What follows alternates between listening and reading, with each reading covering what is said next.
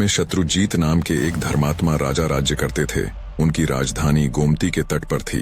राजा का एक बड़ा बुद्धिमान, पराक्रमी और सुंदर पुत्र भी था, जिसका नाम ऋतुध्वज था। एक दिन नैमिषारण्य से गालव मुनि राजा शत्रुजीत के दरबार में पधारे।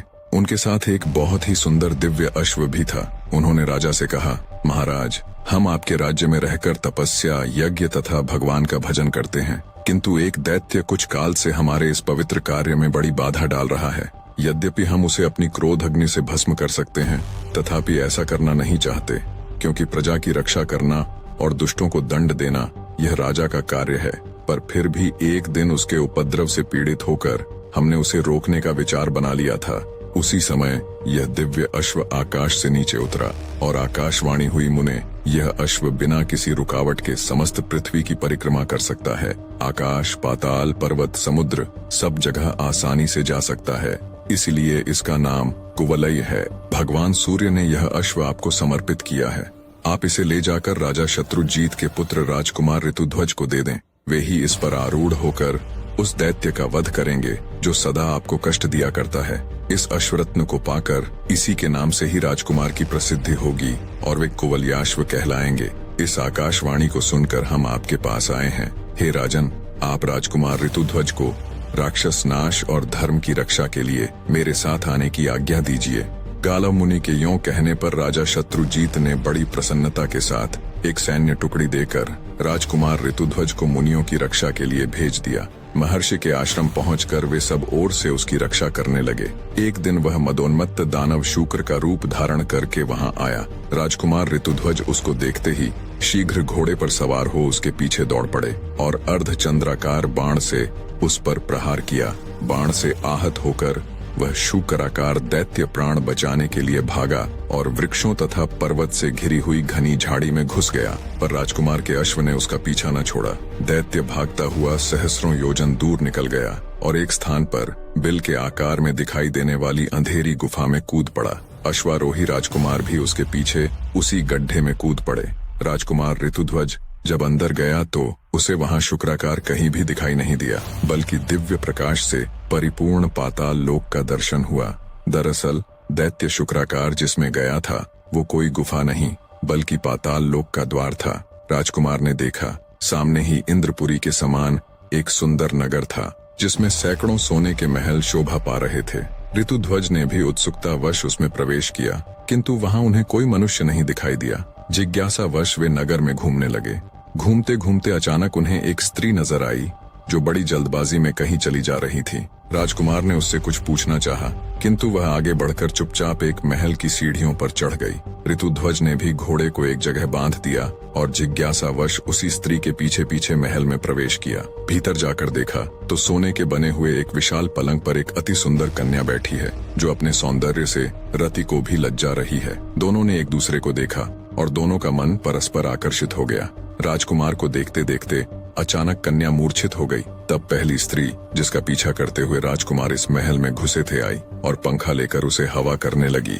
जब वह कुछ होश में आई तो राजकुमार ने उसकी मूर्छा का कारण पूछा, पर लज्जावश वो कुछ भी न बोली और सखी के कान में कुछ फुसफुसाई। राजकुमार की तरफ देखते हुए उसकी सखी ने बोलना प्रारंभ किया, प्रभु, देवलोक में गंधर्वराज विश्वावसु सर्वत्र विख्यात हैं। यह सुंदरी उन्हीं की कन्या मदालसा है। एक दिन जब यह अपने पिता के बाग में घूम रही थी, तभी पाताल केतु नामक दानव ने अपनी माया फैलाकर इसे हर लिया और इसे यहाँ पाताल में ले आया। पाताल केतु का निवास स्थान यहाँ से थोड़ी ही दूर है। पाताल केतु ने कहा है, मदालसा अगर राजी हो, उसकी बात मानती है तो ठीक, वरना आगामी त्रयोदशी को वह इसके साथ जबरदस्ती विवाह करेगा। पर मेरी सखी उस राक्षस के साथ विवाह करने से पहले मरना पसंद करेगी। कुछ दिन पहले ही की बात है, जब मदालसा ने आत्महत्या का प्रयत्न किया था। उसी समय कामधेनु ने प्रकट होकर कहा, बेटी, वह नीच दानव तुम्हें नहीं पा सकता। मृत्युलोक यानी पृथ्वी लोक में जाने पर उसे जो अपने बाणों से बींध डालेगा वही तुम्हारा पति होगा।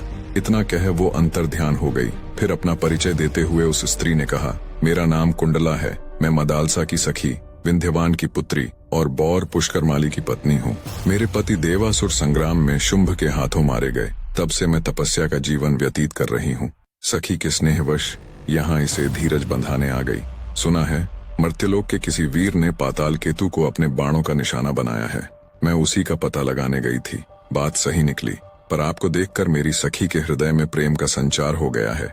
किंतु माता सुरभि के कथन अनुसार इसका विवाह उस वीर के साथ होगा जिसने पाताल केतु को घायल किया है। यही सोचकर दुख के मारे यह मूर्छित हो गई थी।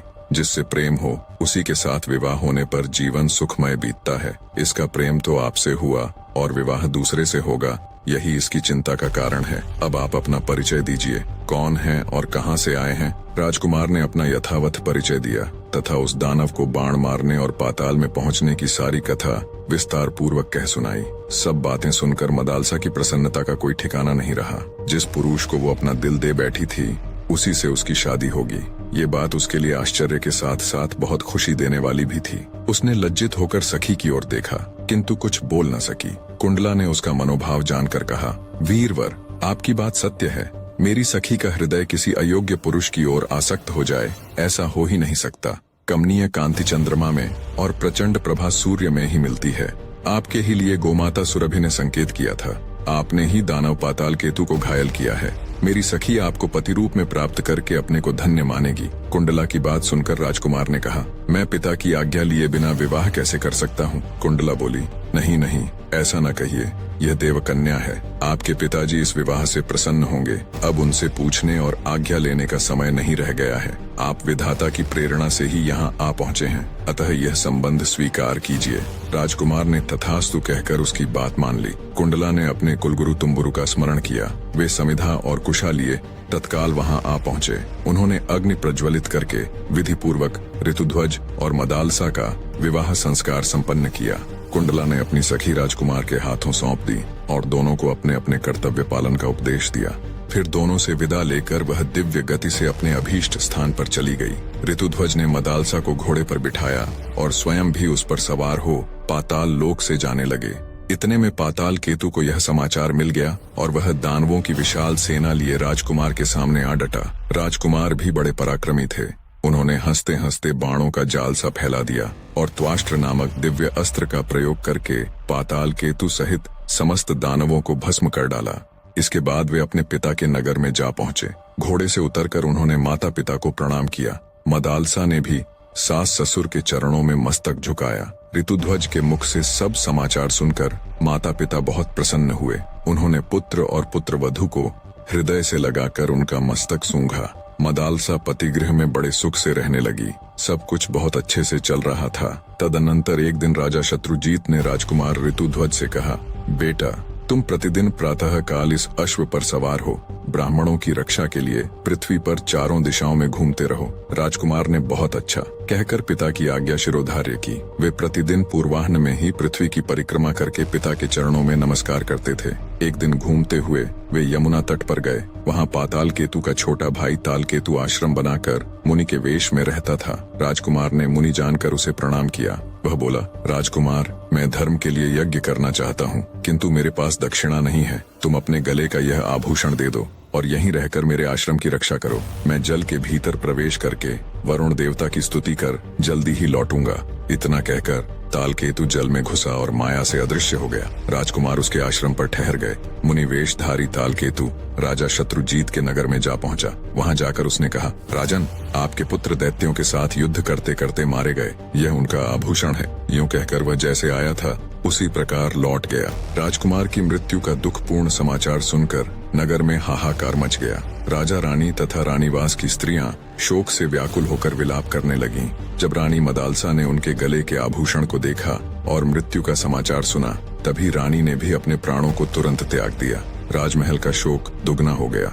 राजा शत्रुजीत ने किसी प्रकार धैर्य धारण किया और रानी तथा नगर के अन्य लोगों को भी समझा बुझाकर शांत कराकर रानी मदालसा का दाह संस्कार किया। उधर ताल केतु यमुना जल से निकलकर राजकुमार के पास गया और कृतज्ञता प्रकट करते हुए उसने उनको घर जाने की आज्ञा दे दी। राजकुमार ने तुरंत अपने नगर में पहुंचकर पिता माता को प्रणाम किया। पुत्र को जिंदा और बिल्कुल सही सलामत देख उन्होंने उसको छाती से लगा लिया। उनकी नेत्रों से आंसू बहने लगे। जब राजकुमार ऋतुध्वज को सब बातें मालूम हुईं, तो बड़ी जोरों से हृदय विदारक चीख के साथ जोर जोर से विलाप करने लगे। मदालसा के वियोग से उनका अंतर हृदय रो उठा। राजकुमार ऋतुध्वज की दुनिया सूनी हो गई। उन्होंने मदालसा के लिए जलांजलि दी और यह प्रतिज्ञा की मैं मृग के समान विशाल नेत्रों वाली गंधर्व राजकुमारी मदालसा के अतिरिक्त दूसरी किसी स्त्री के साथ भोग नहीं करूंगा। यह मैंने सर्वथा सत्य कहा है। प्रतिज्ञा कर राजकुमार ऋतुध्वज ने स्त्री संबंधी भोग से मन हटा लिया और समवयस्क मित्रों के साथ मन बहलाने लगे। इसी समय नागराज अश्वतर के 2 पुत्र मनुष्य रूप में पृथ्वी पर घूमने के लिए निकले। घूमते घूमते उनकी राजकुमार ऋतुध्वज के साथ मुलाकात हुई। ऋतुध्वज के सरल और मैत्रीपूर्ण स्वभाव के कारण जल्दी ही उनकी आपस में प्रागढ़ मित्रता हो गई। उनका आपस का प्रेम इतना बढ़ गया कि नागकुमार एक क्षण भी उन्हें छोड़ना नहीं चाहते थे। वे दिन भर पाताल से गायब रहते थे। एक दिन नागराज के पूछने पर उन्होंने ऋतुध्वज का सारा वृत्तांत पिता के सामने कह सुनाया और बोले, पिताजी, हमारे मित्र ऋतुध्वज मदालसा के सिवा दूसरी किसी स्त्री को स्वीकार न करने की प्रतिज्ञा कर चुके हैं। मदालसा पुनः जीवित हो सके ऐसा कोई उपाय करें। नागराज बोले, उद्योग से सब कुछ संभव है, प्राणी को कभी निराश नहीं होना चाहिए। यूं कहकर नागराज अश्वतर हिमालय पर्वत के प्लक्षावतरण तीर्थ में, जो सरस्वती का उद्गम स्थान है, जाकर अपने पुत्रों के मित्र राजकुमार ऋतुध्वज के हितार्थ दुष्कर तपस्या करने लगे। सरस्वती देवी ने प्रसन्न होकर उन्हें प्रत्यक्ष दर्शन दिया और वर मांगने को कहा। अश्वतर बोले, देवी, मैं और मेरा भाई कंबल दोनों संगीत शास्त्र के पूर्ण मर्मज्ञ हो जाए। सरस्वती देवी तथास्तु कहकर अंतर्ध्यान हो गईं। अब दोनों भाई कंबल और अश्वतर कैलाश पर्वत पर गए और भगवान शंकर को प्रसन्न करने के लिए तालस्वर के साथ उनके गुणों का गान करने लगे। अति सुरीली वाणी में अपनी वंदना सुन महादेव जी प्रकट हुए और प्रसन्न होकर कहा, वर मांगो। तब कंबल और अश्वतर ने महादेव जी को प्रणाम कर कहा, भगवान, कुवलयाश्व की पत्नी मदालसा जो अब मर चुकी है, पहले की ही अवस्था में मेरी कन्या के रूप में प्रकट हो। उसे पूर्व जन्म की बातों का स्मरण बना रहे, पहले ही जैसी उसकी कांति हो तथा वह योगिनी एवं योग विद्या की जननी होकर मेरे घर में प्रकट हो। महादेव जी ने कहा, नागराज, तुम श्राद्ध का दिन आने पर यही कामना लेकर पितरों का तर्पण करना और श्राद्ध में दिए हुए मध्यम पिंड को शुद्ध भाव से खा लेना। इससे वह तत्काल ही तुम्हारे मध्यम फण से प्रकट हो जाएगी। नागराज ने वैसा ही किया। सुंदरी मदालसा उनके मध्यम फण से प्रकट हो गई। नागराज ने उसे महल के भीतर स्त्रियों के संरक्षण में रख दिया। यह रहस्य उन्होंने किसी पर प्रकट नहीं किया। तदनंतर नागराज अश्वतर ने अपने पुत्रों से कहा, तुम राजकुमार ऋतुध्वज को यहाँ बुला लाओ। नागकुमार उन्हें लेकर गोमती के जल में उतरे और वहीं से खींचकर उन्हें पाताल में पहुंचा दिया। वहां वे अपने असली रूप में प्रकट हुए। ऋतुध्वज नागलोक की शोभा देखकर चकित हो उठे। उन्होंने नागराज को प्रणाम किया। नागराज ने आशीर्वाद देकर ऋतुध्वज का भलीभांति स्वागत सत्कार किया। भोजन के पश्चात सब लोग एक साथ बैठकर प्रेमालाप करने लगे। तब नागराज ने मदालसा के पुनर्जीवित होने की सारी कथा उन्हें कह सुनाई। मदालसा के पुनर्जीवित होने की खबर सुनकर ऋतुध्वज की खुशी की कोई सीमा नहीं रही। उन्होंने नागराज से हर्षो उत्साहित होकर शीघ्र मदालसा से मिलाने का नम्र निवेदन किया। राजकुमार का हर्षोल्लाह देख नागराज ने बिना किसी देरी के उनको मदालसा से मिलवा दिया। राजकुमार ऋतुध्वज और रानी मदालसा एक दूसरे को देख भाव विभोर हो उठे और एक दूसरे को बहते नेत्रों के साथ गले लगा लिया। ऋतुध्वज के स्मरण करते ही उनका प्यारा अश्व वहां आ पहुंचा। नागराज को प्रणाम कर राजकुमार रानी मदालसा के साथ अश्व पर आरूढ़ हुए और अपने नगर के लिए रवाना हो गए। वहां पहुंचकर उन्होंने मदालसा के जीवित होने की कथा सुनाई। मदालसा ने भी सास ससुर के चरणों में प्रणाम किया। नगर में बड़ा भारी उत्सव मनाया गया। मार्कंडेय पुराण के अनुसार रानी मदालसा के 4 पुत्र हुए। महासती मदालसा ने अपने पुत्रों का उद्धार करके स्वयं भी पति के साथ परमात्मा चिंतन में मन लगाया और थोड़े ही समय में मोक्ष स्वरूप परम पद प्राप्त कर लिया। मदालसा अब इस लोक